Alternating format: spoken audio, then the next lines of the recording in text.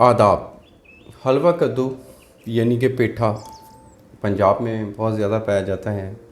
इसके health benefits क्या हैं?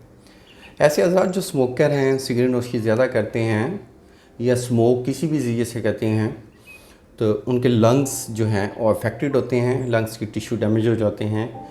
तो लंग्स का जिनको भी इन्फेक्शन है, फेफड़ों का इन्फेक्शन है, सांस का मसला है, उनके लिए बेहतरीन है, ज़बरदस्त है। इसका आप हलवा बना के खा सकते हैं। अगर डायबिटीज़ पेशेंट हैं तो इसमें चीनी डालने की ज़रूरत नहीं है। सेकेंडली, ऐसे अज़ा जिनकी सेक्स ड्राइव अच्छी नहीं है, सेक्स ड्राइव को इम्प्रूव करने के लिए पेठे का हलवा ज़बरदस्त है। थर्ड, ऐसे हज़रात जिनको फर्टिलिटी का मसला है, स्पर्म का मसला है, उनके लिए भी ठीक है। फोर्थ, ऐसे हज़रात हाँ जो खा पी रहे तो बहुत कम रहे हैं और मेटाबॉलिज्म अनबैलेंस है। ये मेटाबॉलिज्म को बैलेंस करता है। जब मेटाबॉलिज्म बैलेंस हो जाता है तो ऑटोमेटिक इंसान मोटापे से बच जाता है, ओबेसिटी का पेशेंट नहीं बनता।